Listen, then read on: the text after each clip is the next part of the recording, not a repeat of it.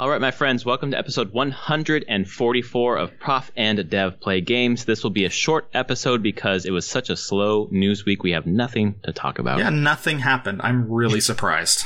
Over there is Anthony, the dev. He is at SummerSpeak on Twitter, and I'm the Professor Larry at Prof Plays Games. And this was E3, and we were both there. We were both there. You got me on the floor, which was awesome. I did. We got to wander around together for a few hours on Wednesday afternoon, which was great. You could see the insane lines to play anything. It was insane. Like the Nintendo lines, every line really was just crazy. And a lot of the lines when we got there were capped. So it was already, people had gotten there and were just chilling. We went in right before the public went in. And for some reason, they let me in with my backpack, and I went back and read some rules and listened to a couple podcasts, and it was media and one other class were allowed to have backpacks, but industry and public weren't. But somehow we were allowed in the first time because I guess they weren't caring or checking at that point. Exactly at that point. So anyway, we couldn't go back in, which kind of sucked. But, we saw lots of stuff. We got to peer into the Cyberpunk 2077 bar and demo room. Yeah. That was apparently the most popular place on the planet during E3. Yeah, if you could get in. Based on reaction, yeah. People seem very happy with that demo that they were showing in there. Very happy. The write-ups, I've read several so far. It's just like how detailed and in-depth everyone was reporting out on that and just how excited they are for what they saw. Yeah. And they confirmed they'll be at Gamescom, so we'll see some more.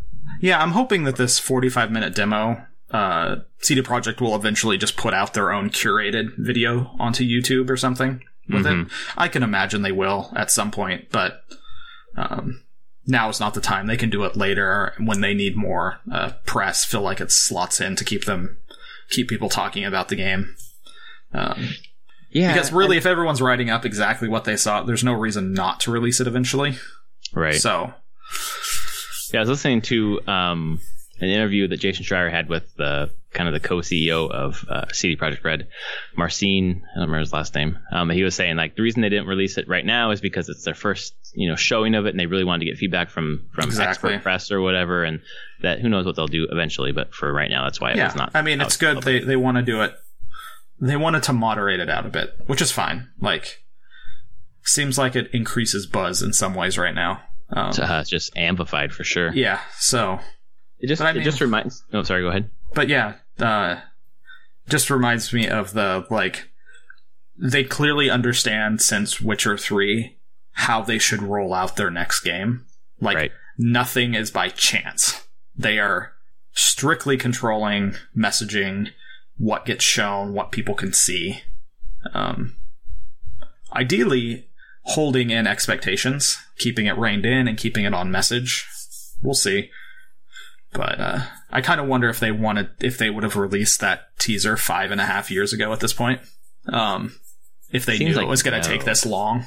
Yeah, that seems like a long lead time when they weren't even really into major production yet. So I think they thought they were going to get into major production quicker than this. I guess they didn't realize how many huge expansions for The Witcher 3 they were going to have. Or how much people it would take to get those done. Which makes sense whenever you play Blood and Wine. You're like, this is effectively a game in and of itself. Right. It reminds me of a quote. There's nothing like looking if you want to find something.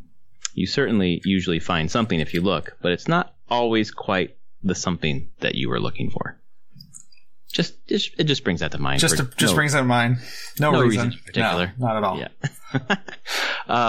I'm actually really excited about Cyberpunk, and as we talked before, I didn't really care about the setting. I was interested because it's CD Projekt Red, but now that I've seen, the trailer and heard people talk about it, it seems like just a really nice story-driven game that seems pretty exciting. Oh, I'm all in. You are, for sure. Oh yeah, I was in the beginning, and everything I've heard, they just nailed this. They're going to make effectively my dream Cyberpunk game. Right. I can't believe they're going to ideally realize this vision that I'm never going to get to make that game. I'm glad someone is, and if they can pull this off, it will be incredible. When you were talking about the creator of the Cyberpunk 2077, African American guy. Yeah, Mike Pondsmith, who created the pen and paper game back in the 80s and 90s. So Cyberpunk 2013 and Cyberpunk 2020. 2020 being the one that is second edition and super popular through the early 90s, mid 90s. Yeah, he's there. He's employed by CD Projekt. He lives in Seattle, though. And you heard his quote, the one that's been making the rounds? No, which one? He just said, if I could wait like my entire lifetime basically to see this happen, you guys can wait a couple of years for the game to come out. Yeah, pretty much. And people were like, oh, a couple of years, it'd be 2020? No, he doesn't know when it's going to be. He doesn't know. But I would expect if they can do it, they're going to put it out in 2020. Yeah. As someone pointed out on Reddit, there was July 7th, 2020 is a Tuesday. It seems pretty perfect. It is perfect. It's lined up. Why not release the game in 2020? Right. I was thinking from listening that they were like, man, how are they going to get this out? And really, when I think about it, like what they showed, and even that trailer, they built the entire city. They might not have put it all in, but even to build that trailer, they built the city in engine. Like, all the towers are there, all the roads are there, there's people walking around. So, no matter what, if they haven't put the details of all the quests and everything in on all the NPCs and the dialogue and the, like, deep content, they are actually pretty far along if they've gone through and built the environment completely. Maybe not interiors, but I can't even imagine the task that it is to lay out an entire, like, mega sprawl of a city. Yeah, one of the podcasts, it was Waypoint or Split Screen or someone was saying, if they told me, because they had played the demo, or they watched them play the demo, they said if they told us that this was coming out next month, I would believe them because it was that polished. Yeah. That's pretty cool. Yeah, and so I've just heard that them talking about that. The demo this isn't a vertical slice. This is actually, like, working gameplay. Like, systems in the game working. The only thing that is built specifically for the demo is the quest line and interactions there. Right. So, I'm over the moon for this game, and I can't wait for it to actually, like, come out, and I'm sure it will be a couple years still. It's just gonna, hopefully it doesn't stand like this, like, become a 3 or 4 year tease. I'd really appreciate that. Oh, and it from that initial teaser, feels like a lot longer than that, even though you didn't see anything much from that first one besides that the woman, right? The statue they're giving out at the... Yeah, that was the statue. Not everyone got the statue. Oh, really? I thought everyone who came to the demo... No, not everyone who got the demo. It was like VIPs got the statue. So it was even a subset of people that saw the demo got statues. There's a couple on eBay. They go for like $500-$600. So not worth it for me. No, that's... Wow. I mean, it's... Wow. And then did you see the video... make the rounds from Witcher 3 where it's basically that scene where Ciri's talking about how she was taken to another world. So people on the Cyberpunk subreddit have been talking about that for like years. I remember that when I first saw it, I was like, and then people talk. I think it was you were talking about Cyberpunk as their next game. I was thinking, maybe still be in it. Like, it would make sense, some sort of cameo. I could totally see them doing that. Why not? Sort of side quest. Why not? Yeah. Oh my god. I'm getting so excited, and I don't even care about Cyberpunk. So. I can't imagine how you're feeling. But yeah, we talked Cyberpunk, but we're also going to talk about the conferences that we have not talked about yet. Yeah. We'll start with Square, move on to Ubisoft. Well, we don't need to talk about Square. On to Sony, and then finally they didn't Nintendo. Do anything. Square sucked. There was no reason that they needed their own conference. Or I don't care if they announced anything. Like, they did. They just hit play. It's true. No talking, nothing.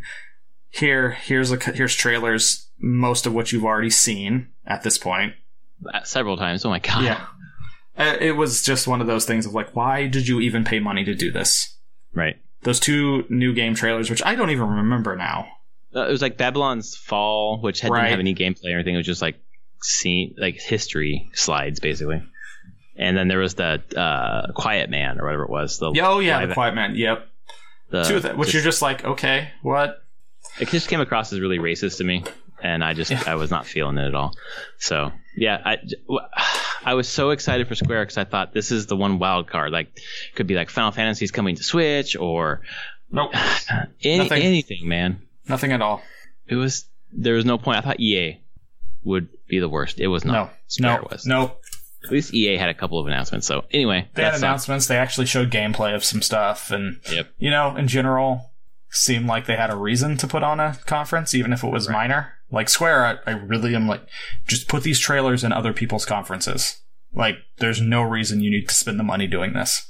Well, they haven't done one in a couple of years. Like, what was the impetus to do this? Did they make the decision earlier when they thought they'd have something to show, or what? Like, did they think Kingdom Hearts 3? But they showed that everywhere else, so. Yeah. So, on to Ubisoft then, who started with Dancing Panda. Unfortunately, I was watching my daughter at the time, so I only heard the audio, and Brad was texting me like, what the fuck is this shit? But I tuned in to watch. I watched it when I got home, because I was in the air during Ubisoft. And I watched it once I got home this past weekend. I thought the opening was hilarious. I mean, I also knew it was Just Dance at this point. But yeah. I guess if you had kept up with Just Dance, you would probably know, because all those things were avatars from Just Dance. Right. Like, all the people. I was like, okay. And the music was pretty entertaining. It was just big band, marching band pop songs, basically, with dancing. I'm like, sure, whatever. You guys at least are into it and having fun. Like, yeah. I will give that. The Ubisoft thing just seemed like it was full of a lot of people having a lot of fun. Yep. Like, they're having a good year, man. They had some good stuff to show. They did. I was mostly intrigued by Division 2, and I liked the Grant Kirkhope band, basically. I forget the Nina, the guitarist's name. Nina something. Just amazing guitarist. So that was fun. And then the Star Fox in the Starlink, which does that effectively make it the next Star Fox game? Well, they said that you can play Star Fox for the entire game. Like, that could be your character. The cast is in there. It seems like on the Switch that's going to be a Star Fox game. Yeah. Canon, who cares? But it's got to be better than Star Fox Zero. Like, it just fucking has to be. That was surprising. Kind of just an unexpected thing to toss in there. Division 2, I don't know. Like, I wasn't sold on the Division. I played it a bit, and it wasn't that exciting to me. I'll try to see if they got it any better, made it more compelling, and it was almost there. So I'm hoping that they've taken a step back, rethink this. I mean, I really do want that. I wouldn't mind that massive multiplayer shooter experience. Destiny didn't give it to me exactly how I wanted it, and Division didn't. Original Division didn't. I need a story. Like, the original Division, like, I didn't care. I played the demo. I was like, no, not interested. But for some reason, this grabbed my attention. So I guess we'll see. It's next. It's Q1 of 2019, along with seemingly everything else. Everything else. So, but let's talk about the big thing for Ubisoft. Okay. Like, let's just get to it. Like, and it sold me. Assassin's Creed Odyssey. Oh, I thought you were going to say Trials. Oh, yeah. No, I mean, I'll play Trials. Trials is probably pretty good. No, Assassin's Creed Odyssey at the end there, man. That was a lengthy that was not minor at all. I thought they were just going to do a small trailer, maybe a little bit of gameplay, but they dug into, like, pretty much everything. Like, here's the trailer, and now let's talk about you get to pick which character you play, and you play that character through the entire game, male or female. Conversation choice, full RPG on, like, gear and weapons, bringing that over from Origins for the most part. Romance options. Yeah, romance. Yep, doesn't matter. Obviously sex, no robot sex, but that's... Yeah, which fits for ancient Greece. Yeah, absolutely. Anyone that knows their history knows that ancient Greece didn't really care about that whole gender thing so much in relationships. Not a thing. It's going to be fun. And then we, on the floor, saw some people playing, and it looked like at some point you're playing like one army versus another. Yeah, it definitely looked like you were playing like a Spartan attack or something. Like, right. However it's built. Yeah, they definitely had a scenario in there. Who knows where that takes place. It looked gorgeous. Watching it actually played, like people playing the demo. And who knows if that's on Xbox One X's or PCs, potentially even. They have them in black cupboards under the demo station, so no one has a clue what you're actually playing it on. Just right. Here's a control stick, gamepad, play. So but this will be your first Assassin's Creed in a while. You didn't play Syndicate or Origins since Black Flag. Oh shit! Okay, yeah, because after Black Flag was Unity, Syndicate. right? Syndicate. No. Unity was before. Was Syndicate. Unity? Yeah. It was Unity. Yeah. Okay. So Unity, Syndicate. I kind of blocked that one out. Unity was the follow-up to Black Flag. It really was. Sucks. Yeah. And that's why I kind of was like, oh, I'm sad now. Okay. Yeah, it makes sense. Origins is definitely still on my list, though. But, I mean, definitely go to Odyssey first. Odyssey is getting the best of Origins, I think. Yeah. Odyssey just nails, like, the theme that I love Greek mythology. It's just a ton of fun. I can live out my Clash of Titans dreams, basically. It looks awesome. I was totally expecting it to be released next year, but it's going to be October 5th or something like that. Something. It's in the fall. It's either October or early November. I have it pre-ordered, so I can check. You have the deluxe edition or Steelbook. Yeah. Steelbook. Uh-huh. Yeah, because it's an awesome-looking Steelbook. Yeah, I'm looking forward to... I'll probably get that next year. I have to finish Origins and other things first, but that looks really good. Yeah. Anything else from the Trials Rising, Beyond Good and Evil 2 it started with. Which had a great trailer, as always. Or, I mean, after Just Dance. Yeah, great trailer. But, I mean, you still... Who knows when that game will show up? I mean, at this point, I'm like, just make a CG movie. It's cool. Right. Like, we don't need a game. You can just tell us a story through a movie. Like, sense. Your cinematics and CG looks good enough to just be there. So... And then they came out and talked about Siege and For Honor, and the most interesting thing to me was that they were giving away the starter pack for For Honor on Uplay. I guess they want people to get in. Yep. So that's cool. And they're introducing China to For Honor, I believe. Yes, I believe so.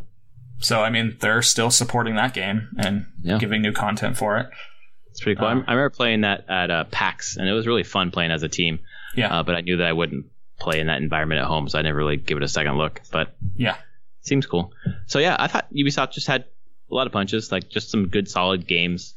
They're doing good stuff, and found out that the release date for the DLC pack for Mario Rabbids comes out the 26th, unless you have a season pass, which means it's 25th.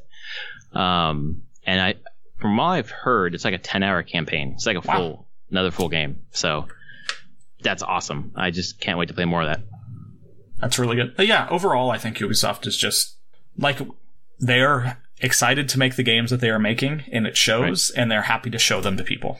So it's kind of hard for me to be like, oh, that was terrible. Like, I don't think there was anything really terrible in there. Like, no. They showed The Crew 2, which I'm like, I forgot about that. Okay, whatever. Yeah. That's coming out soon, too. Yeah, but it's just more of those things where I'm like, you guys are making a decent number of games of good to high quality.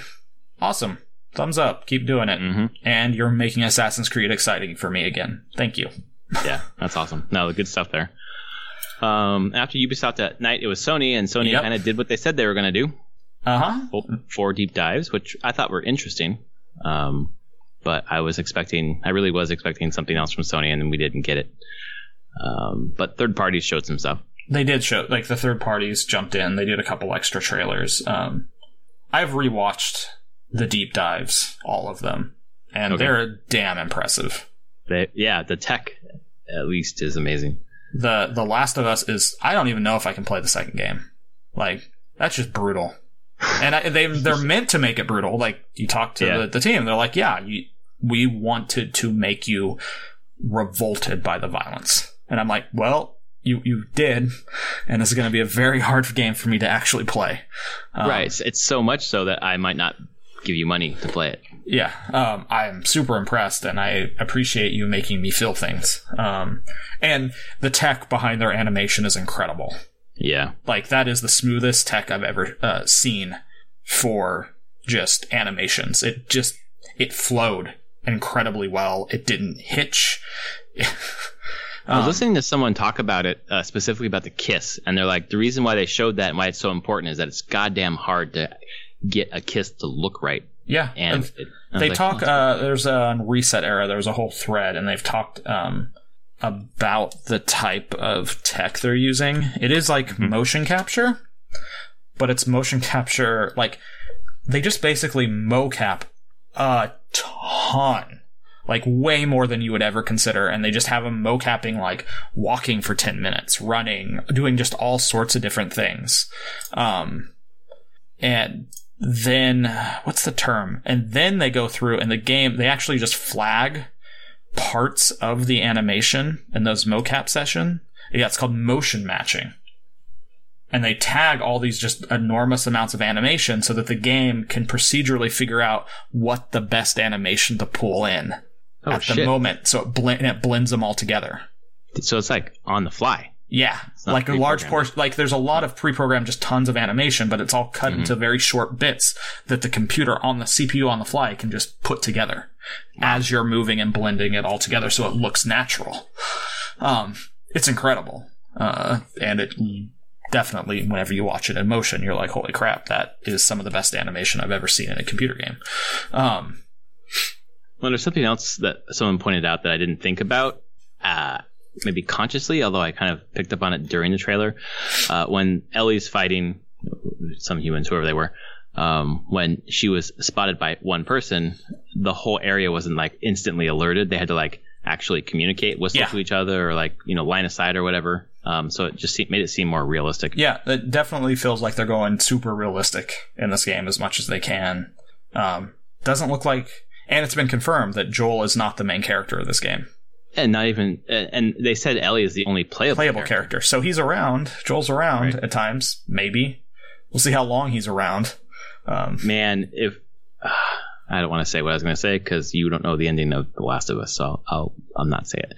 But I'm looking forward to this game. God damn it! Yeah, can't wait. I am super impressed by that. And then they transitioned from that into Ghost of Tsushima. Was that second? Okay. Was that second or third? Well, because Spider-Man was in there.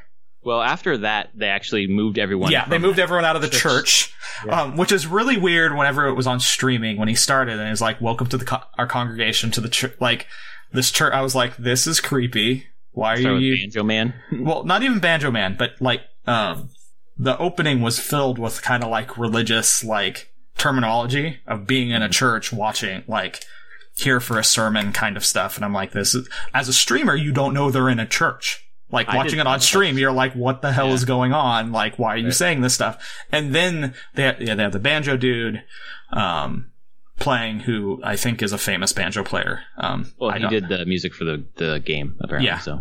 So, and then they transition, and then it's like, oh, the Last of Us 2 trailer, it's in this church that they built here. Like, it makes total sense. As a streamer, watching it on stream, I had no clue, and it was really weird until that point. Yeah, and then they moved everyone after that trailer into the normal auditorium. Well, they had some announcements in between, like they gave away Black Ops 3 on PS Plus, and then was it Neo announced then or later? No, it was there. It was then. It was Neo 2 was announced. So Neo 2 was announced? Yeah.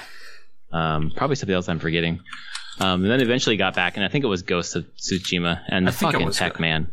Yeah, I mean, that was just gorgeous. It looks like a Kurosawa film. Just on the fly. Like just beautiful, painted, like... Yeah. Just rich color. You want your samurai movie? There's your samurai movie as a game.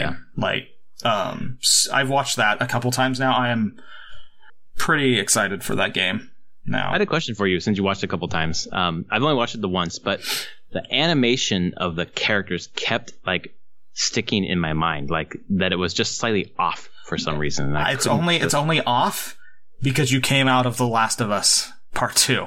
Okay. It is as good as any other game animation for Ghost of Tsushima.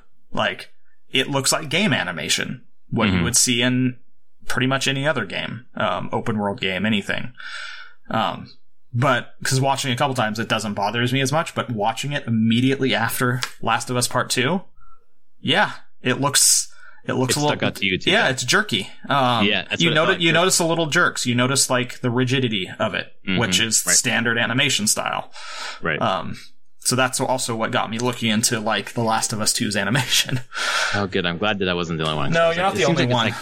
it was like 1.25 speed or something. It was just like, there's something just slightly off here. Yeah. But aside from that, just like, it seemed like it's kind of a rich story. Like the visuals are like, remind me of The Witcher 3, to be honest. But just even richer in color palette. And then they started with the dude doing the flute, the Japanese type of flute instrument. God damn, yeah. And the group I was watching with, they're going like, why didn't they get a Japanese dude to do this? And then we researched who the guy is.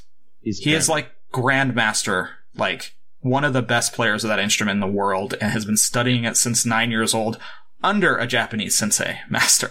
Like, I'm like, oh, never mind. You are more than qualified to be here and wearing any of that and doing this. Sorry. Right. Yeah. His name was. I saw a whole like a Twitter feed that talked about him, and I was like, oh man, okay. And he was incredible. Impressive. Like I really enjoyed the music in almost all the conferences, from Kirkhope to the banjo to the flute, even the I didn't see the Andrew WK one, but I've heard people who like him on streams and podcasts. Yeah, I still have no clue who that is. Never. I know, I don't either. But apparently, it's not new music. I've been schooled on that, but I liked it. It felt good. Oh, some other stuff that was shown in between. Control by Remedy. Oh yeah, Remedy. Dude, that looked freaking badass. Dude, within 2 seconds, I was like, "This looks like Quantum Break." And then at the end, I was like, this is P7. This is their coded game. Cool. Yep, and it looks great. Resident Evil 2 Remaster got a trailer in there. Got shown off. House crawling around. Another Kingdom Hearts trailer in there. Because always the Kingdom Hearts. Oh, man, I'm fucking tired of Kingdom Hearts. My wife's all in though. She wants it. Is she really? Yeah, she wants it. And then we got. Oh right, Did it end with Spider-Man or did it end with Death Stranding? No, it was Spider-Man. So we got Death Stranding after this. Which, I don't want to steal your joke. It's hilarious. I think maybe you got it somewhere else, but... What? Oh, no, I mean, other people have also made the joke. I made it whenever we were sitting in a room in Santa Monica with my coworkers watching this thing. That it is either FedEx, the ultimate FedEx delivery game, or the Amazon Prime delivery game. Like, whatever delivery you want. Like, but really, to me, it's the Hideo Kojima's ultimate walking simulator. Yeah, exactly. They like, based on what they showed there, I'm like, this is a walking sim. This is the actual literal definition of a walking sim. And you know what? I'm okay with that. Like, it looked amazing. You could walk up anything. It's using the Horizon engine. And it's super weird. Like, this is a guy who just has no one around him to tell him no, and he's just gonna make what he's gonna make. It's just fucking weird. I'm not compelled at all by it, but I'm just morbidly curious about how this is all gonna turn out. I've never really played a Metal Gear game, and I don't really understand the love for I only care about the first one. The first one was great. Zone of Enders was cool. Other Kojima games. Snatcher before he did Metal Gears. But you're still interested in Death Stranding. I'm interested in the way that you have a morbid curiosity about it. Mine is pushed more into like, this is so weird. I feel like I just have to try this. Like, is there going to be a good game here? I have no clue, but it's going to be weird and it's going to be unique. So, my gameplay radar just kind of, pings really loudly at that. It's like, sure, whatever. I'll play weird. Because I don't know. I really don't know, man. Well, it's nice, I think, for Sony to have all these different kinds of first-party experiences. Like, they're not all the same. This is fucking batshit crazy weird, and it could fucking not hit at all. And there's like, we have so much, whatever, do whatever you want. Yeah. Which is kind of cool. And then they ended with Spider-Man, which, I mean, they showed gameplay. Like, if this really is how it controls, it looks incredibly fluid. It looks a lot like, Arkham a lot, as it's done through Spider-Man, which Spider-Man's way faster than Batman, but it kind of holds that whole thing, and they're setting up the Sinister Six and all of that. Like, it looks to be the definitive Spider-Man game. From all accounts, it's amazing, and it looks. I mean, it looks, from my perspective, to have another game that's like Arkham sounds great. Yeah, Spider-Man, I don't fucking care about Spider-Man in the least, but it sounds like it's going to be a fun game. Any clue who is off camera at the end of that trailer? I assume it's Green Goblin. Yeah. Okay. I assume that's they're showing Sinister Six there. The only one that's not there is Green Goblin. Wasn't Doc Ock part of the? Yeah, was Doc Ock not in this trailer? He was not. No. I thought he was. Doc Ock? Yeah, I could have been wrong. I could be totally wrong. No, I don't think so. Because Doc Ock, yes, it was Doc Ock, Vulture, Rhino, Scorpion, Electro. Yep. So yeah, I guess there's really Doc Ock. I could have sworn. I'm completely misremembering now. But in any event, I don't think Doc Ock was the one off camera. So no, but I know Green Goblin's typically part of the Sinister Six. So they've gone out of their way to say that. That's I think that's correct. But they've gone out of their way to say that the person who Green Goblin's alter ego is that Norman Osborn. Yeah, they've gone out of their way to say that he's not in the city. And I'm like, does that mean that Green Goblin's not in this game, or it could not? They might switch up who the Sinister Six is for this game. That's possible. I mean, I'm sure when I read it long ago in the late 80s, early 90s, Sinister Six was part of it. But I'm sure there's been many versions since then, and this doesn't seem to be based on the stuff I grew up with. So, and I read that they're going to make the story canon in the fall or next spring or something with a new comic series based off this. So I'm wondering if they did change it up a little bit. I'm sure, which is fine. Yeah. No, it looks like fun. It looks like a fun game. I don't think I'll buy it. This would be one that I would Redbox to play. Mm-hmm. And just play it for a bit. It's not one that I want to keep around forever. A lot like the Arkham games. Like, I'll play through them one time. Yeah. And it's cool. And now I'm onto something else. So. Yeah, my verdict is not coming on this one. I just don't care about the IP. So it's kind of hard for me to be interested. But at the same time, I didn't really care that much about Batman, and I really liked those games. So I don't want to deprive myself of a good game experience. However, I do have a ton of other games to play. Yes. But I'm excited for people who are excited. So there you go. After Sony, the next day was Nintendo. Most looking forward to is Nintendo, and it was okay. They opened with Metal Mecha. Yeah. Did you? Unexpected. Did you see the Treehouse deep dive on that? I have not watched that one yet. I heard people were excited about it after they saw more of it. I saw it. It's done by a lot of the people that did Armored Core, which is a very hardcore mecha game from PS2, From PS3 Software. days, and From Software is the developer of it. And so I'm in. I will play a mecha battle fighting game on the Switch. Sold. Why not? Pretty excited about that. Unexpected, and what a weird way to open their actual press conference. I was not expecting metal. Doesn't tend to be a Nintendo thing to open it with a metal soundtrack going on there. Right, and for me, I happened to be commuting, so I was just listening for the most part, and I was like, what the fuck is this game? It's just like hardcore metal. So, yeah, it kind of fit the music. Yeah, but then they went in. I mean, I think they had a number of cool things throughout their... Fire Emblem. Yep. Delayed a little bit. 3 to 6 months. But what they showed looked really cool. It did. It really did. And to be honest, give me more of what there already is on the Switch. I don't care if it's up-resed or whatever. I want more. So yeah. And I'm easy to please with Fire Emblem. They're definitely not just giving you a carbon copy of the current 3DS games. They are not. They are doing their own thing for the Switch. So I feel like Echoes was letting people know, hey, the next one you're going to be able to explore things in 3D a little more. Yeah, which is cool. Unexpected Super Mario Party, which had the most crazy intuitive way to attach screens ever.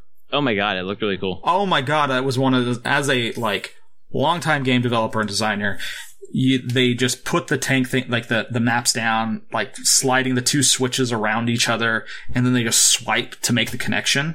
Oh my god. Yeah. Most intuitive way for a hard problem done, and it's why didn't I ever think of that? Oh my god. Think of the games you could make, using your phone. People have multiple phones and placing them down and building a map with your phones. Damn, that'd be cool. It is cool, and you're like, why? Okay, Nintendo, you're good at this.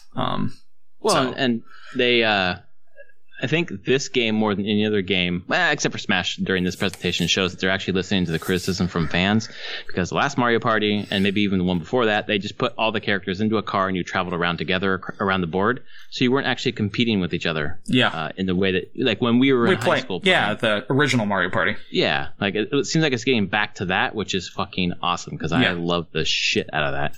Digital board game at that point. And they're going to have, they haven't gone in depth with exactly what it means, but they say they're going to have online play for this game. Oh, that'd be great. Oh my God. We will be playing if that's the case. Hell yeah. And we will probably break Joy-Cons, because that's what happens with Mario Party. Or our palms or our hands or something. No, that was one I wasn't expecting, and if you had told me it was there, I would not have expected to be excited, but after seeing it, I thought, they think they've got it. I think they might have it here. So that's a good ass party game. So I'm hoping that it's good. What came after that?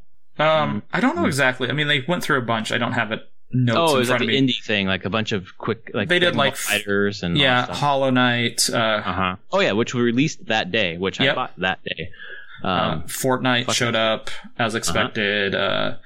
What was it? Queen Bee. Oh, Queen Black. Yeah. Which is the port of the arcade game, or a reimagining of the arcade game. Yep. So that was out. They went through Paladins, a number of just stuff that's already like there or coming out soon. Of third party. Oh, Xenoblade. Chronicles 2. They did a expansion for that, big DLC. They just showed a lot of stuff cool stuff there, and then we got to what we expected to be there. We got to like the second half of the presentation. It was just all Smash. And the big news is that Sakurai says every single character that's ever been in the game is going to be in this one. You got Snake back, you got Wolf back, you got Ice Climbers back, Pichu, which I didn't know was in the fucking game, Young Link, which also I didn't play Melee, so I didn't know these characters. Young Link and Toon Link. There's so many fucking Links. There's 3 Links in there. They changed like the regular Link. They added stuff from Breath of the Wild. Yeah, he looks like Breath of the Wild.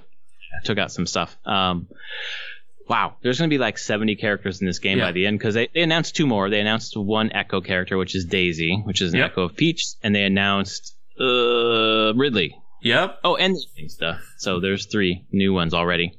Yep.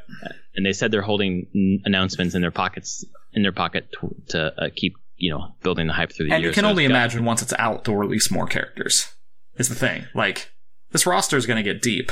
Super deep. And especially now that they're just saying, like, hey, we're fine doing Echo characters.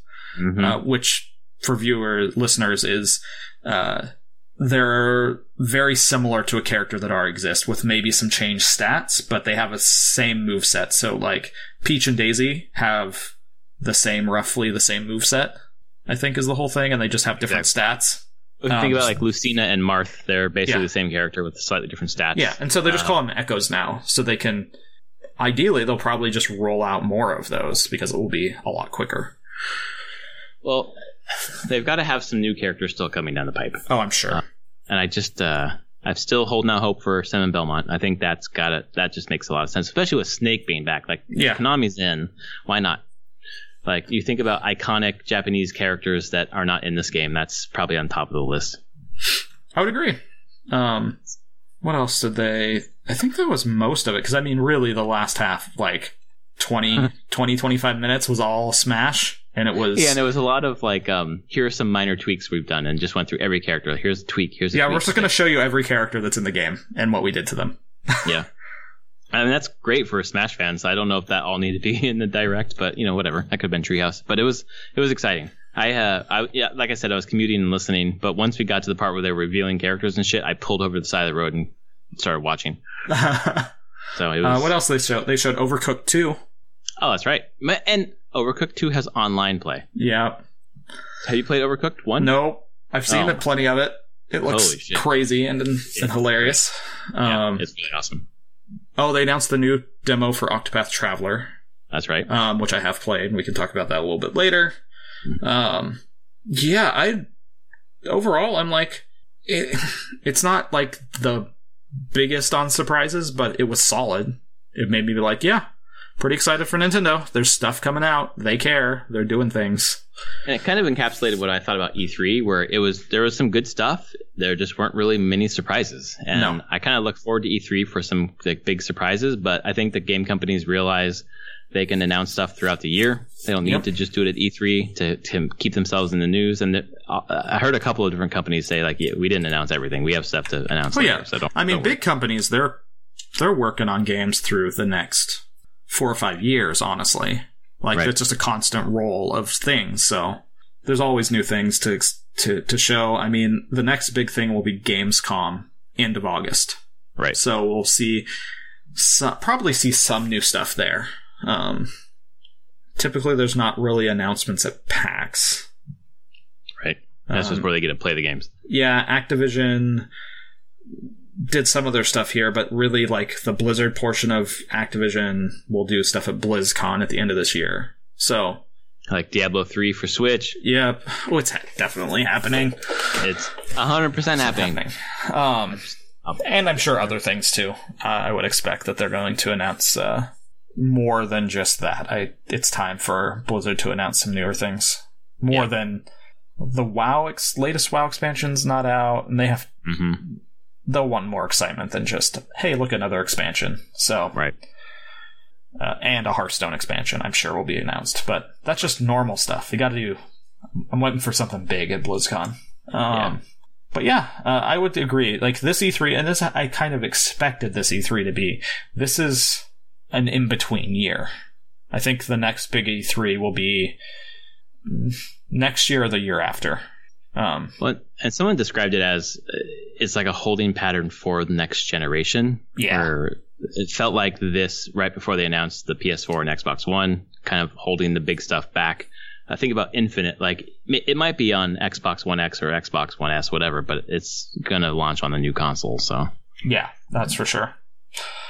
Well, that thing is probably so early in development. It almost didn't make... Phil Spencer said it almost didn't make the E3 stage. He wasn't convinced it should be there. They could honestly, it's as much as Elder Scrolls 6 showing up. It is purely just, we're putting a thing on the screen so people at least understand, yes, we're working on this. Quit asking us this fucking basically, question. Is there going to be another one? Of course there's going to be another one. It just takes time. Yep, exactly. Yeah, they're not going to never make a Halo again or never make another Elder Scrolls. So. Yeah. Oh, Skyrim's it. That's all the Elder Scrolls you get. Come on. I mean, they're putting on fucking everything. Come on, people. Including Alexa. That wasn't a fucking joke. It was real. It was not a joke. I do not have an Alexa to play with, so. No, me neither. So. So that was E3. I thought it was awesome to be there. I was whelmed. I wasn't over or underwhelmed. No, actually, I would say, so this is the first E3 I've gone to in 12 years.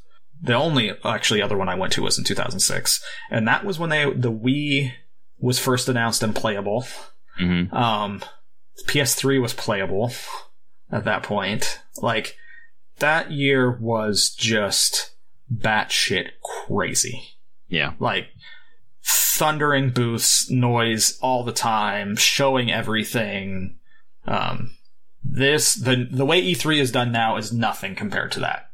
So it's tamer? It is far tamer than when I went to it the last time. Okay.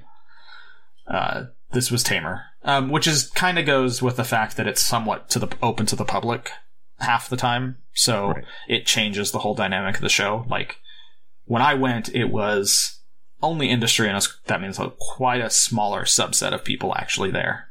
Right. The attendance was much lower, and this was the industry. They were just showing crap off. I mean, that was 2006. That's when I saw the Final Fantasy, what ended up being Final Fantasy 15 trailer. Final Fantasy Versus 13? Yeah.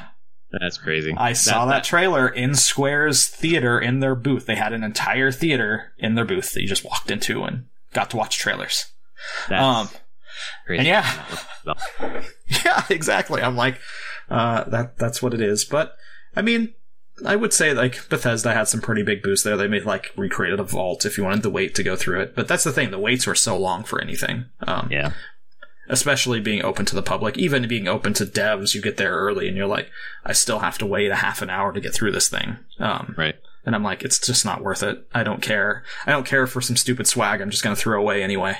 So yeah, my turned out afterwards I found out one of my friends from Peace Corps was there. He does social media for Activision, and I was like, hey, did you get a chance to go check out Smash, because he's big into Smash and we played quite a bit and I never beat him.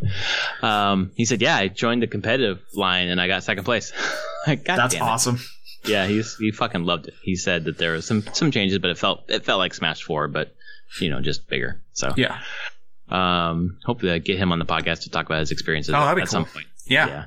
But yeah, so to and from E3, I think you too, me to and from, we managed to beat Chrono Trigger. Yep. Finally. Every side quest, Black Omen. Yep. Whole thing. I am happy I beat that game. Me too. Fuck. I'm glad that I'm done with it. It was 26 hours by the end of it, I think. I think I was at like 22 or 23. Okay. It is a goddamn good game. Yeah. For me to get to the end and be like, I can just go beat this right now and be done and move on, to actually go through and do all the side quests, do the Black Omen, like that was the funnest part of the game, the side quests and the Black Omen. I liked both of them.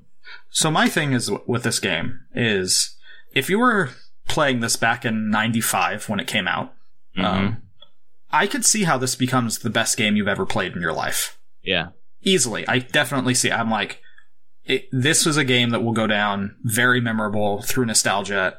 And one of the main reasons is it ends on a high note. Like, the ending is just really good. Like, it feels good. It ties things up. The last 3 or 4 hours of the game, just doing the side quest and Black Omen, like finishing it, just feels really good. So you're left with a very good impression coming out of it. Because I would actually say that there's the middle portion of the game that is kind of weak. Like, not like the game's bad, but the pacing is off. Yeah. And I feel like the pacing improved towards the end. I think that's why. Go ahead. After you got the Epoch. Yeah. Yeah. I feel like that's why I liked the end of the game so much better than the beginning.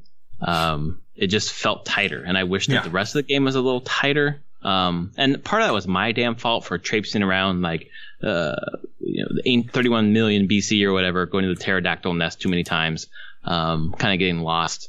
But I felt like there was, I know it's a revered game, but there's probably a little bit of bloat that could be cut. And when we beat the game and it's opened up all these extra bosses, I was like, nah, I'm done. I can come back later and play if I want to. But I'm finished with this experience. I feel like it could have been a little tighter. So I agree with you on that.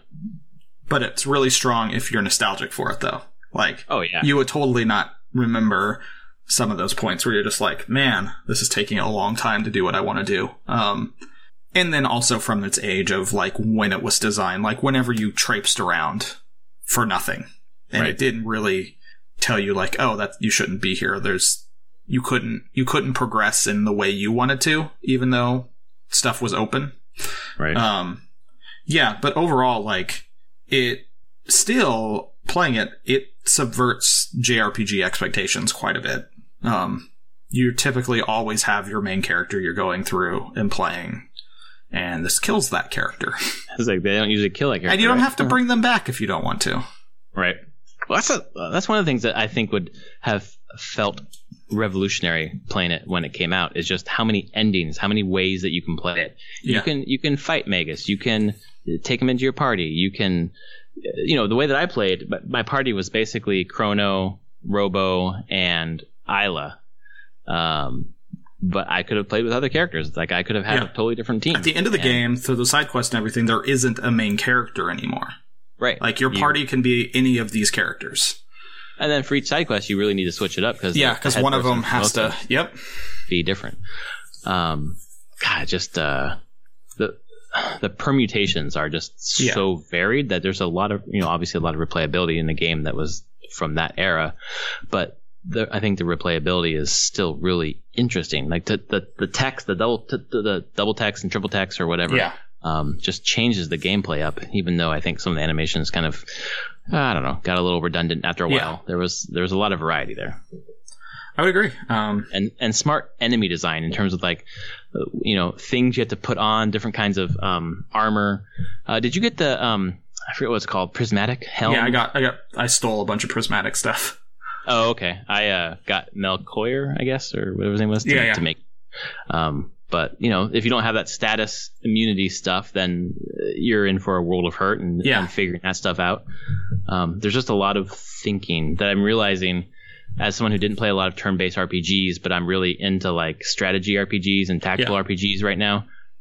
Those turn-based RPGs kind of work strategic and tactical. Even though they're not quite set up like a grid-based thing. Yeah, exactly. They just didn't do the positioning didn't matter as much, or it didn't matter at all. It's just, but it's still pretty. You have a lot of tactics you have to choose there.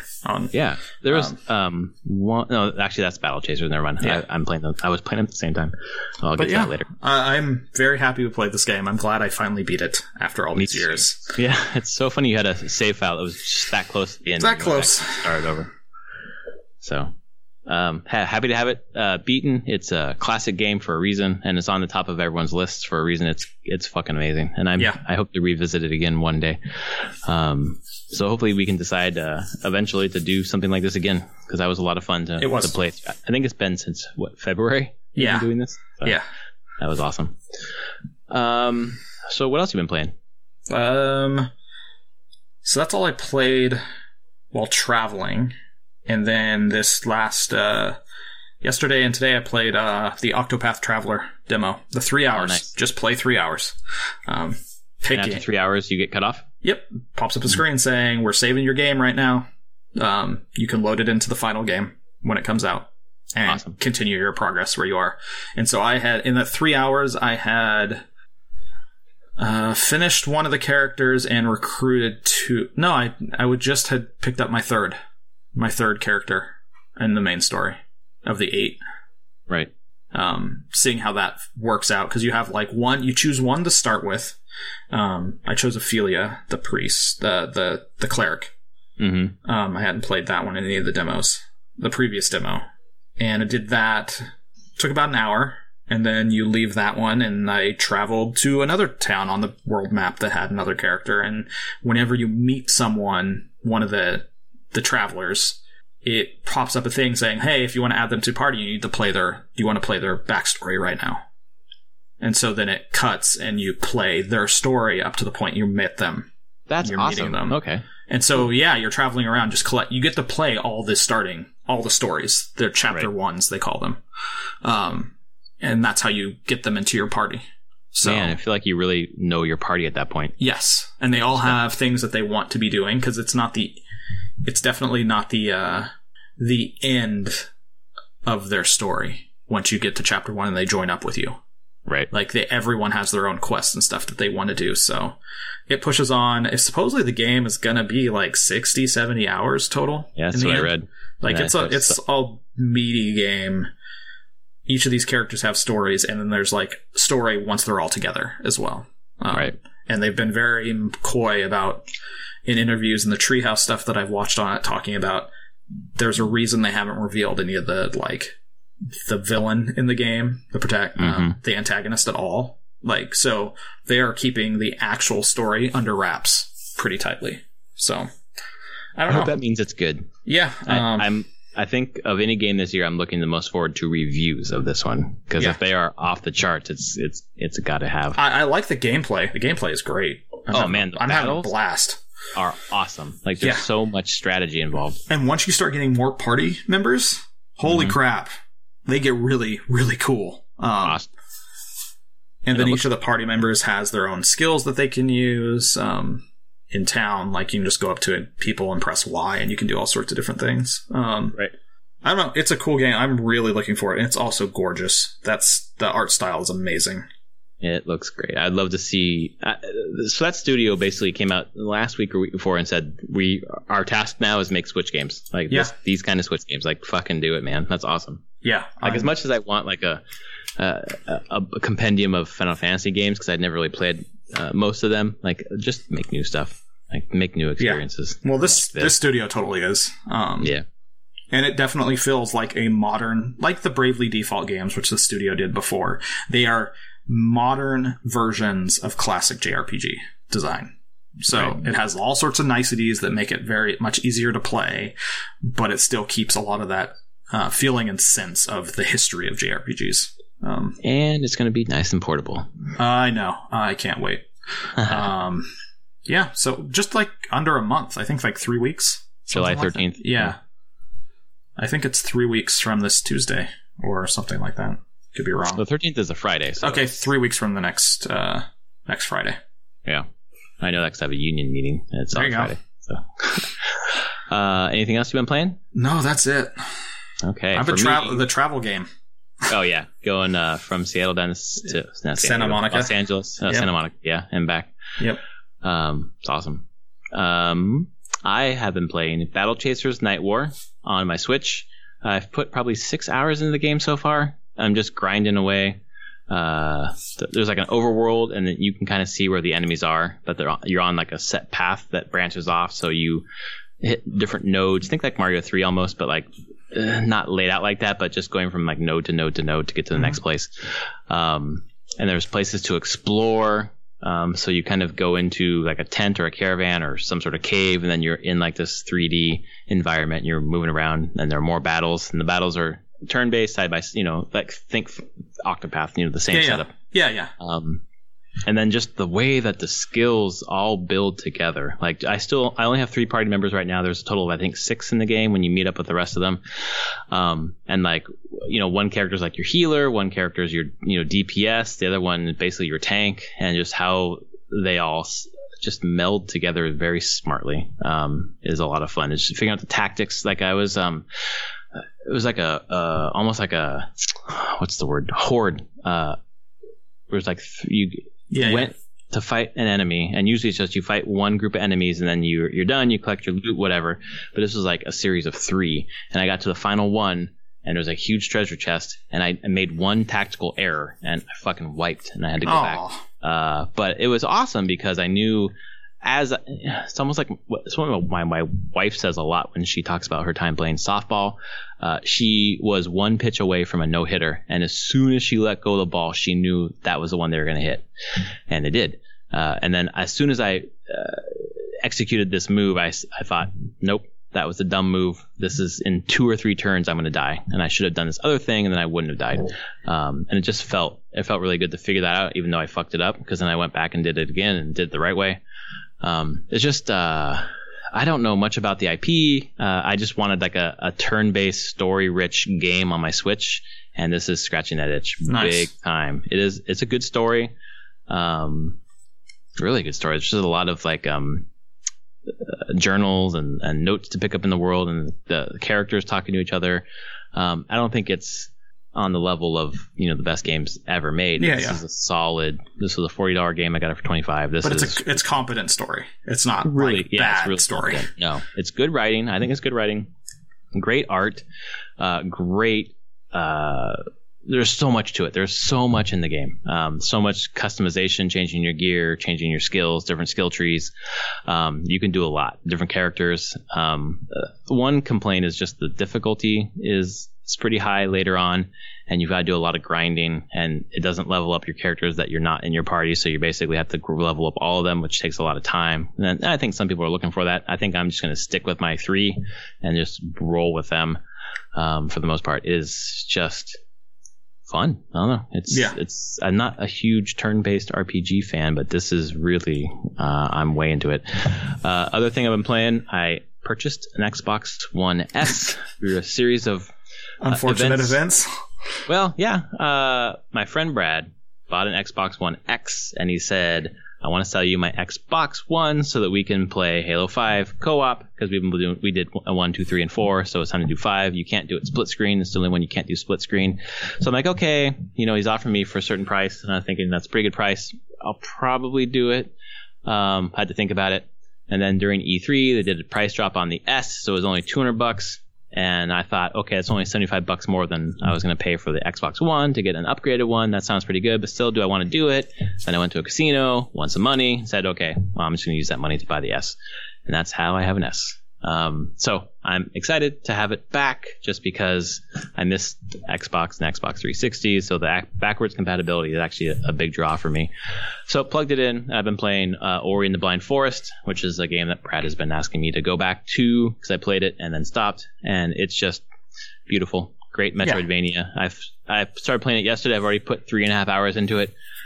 which is unusual for the time that I have. I keep playing and thinking, I better do great essays, I better do this work, and I realize I don't have any of that. It's just raising my daughter is it. So when she's napping or asleep, I'm playing, and it's just it's sucked me, and I've gotten way further than I did last time. So I'm pretty happy with it. And the Xbox One S, that white console, just looks pretty. So I'm happy to have it for a pretty good price. I feel like I didn't really, my gaming budget is pretty much shot. I said, okay, I'm going to take $100 from my gaming budget and $100 from the casino. And I kind of fudged it a little bit and said, well, that extra $100 is extra money I wouldn't have had. So I'm down to $100 left on my gaming budget for the year. So we'll see how far that takes me. For 6 months. Well played. Yeah. For 6 months, at least I'm not spending it on Fire Emblem now. No? So I know. Best laid plans, man. But yeah, no, that's what I'm playing this week, and I'll continue to play Ori and Battle Chasers, and I guess next week I get the expansion for Mario Rabbids, so I've got plenty to play. Your Switch is getting a workout. It really is. I was hoping there was going to be some sort of Joy-Con revision or some sort of ergonomic thing. So I guess I'm just going to go third party for something ergonomic, because I hate holding a flat slate. I have a ergonomic pad for the 3DS that it sits in, and I'll probably get one for the Switch too. Makes sense. Yeah, I think Nintendo's also fine with third parties just making that stuff. Yeah. I don't know if it matters for everyone. I think yours, do you have any sort of ergonomic grip for your 3DS or Switch? No. Yeah, well, everyone cares. It just, playing long, it just hurts my hands. So no, my hands don't end up hurting, but that's good. I have wrists and hands of steel. Yeah, after so much typing and gaming. I'm actually surprised I don't have carpal tunnel, but I don't. I haven't had zero issues my entire life with it. Knock on wood. But not even hints of it. So it's good. I don't know. Like, some people have very specific keyboards they need to use and things like that. I'm like, just give me a keyboard. It doesn't matter. You don't use that split up Microsoft one? I used that for a long time. It died finally.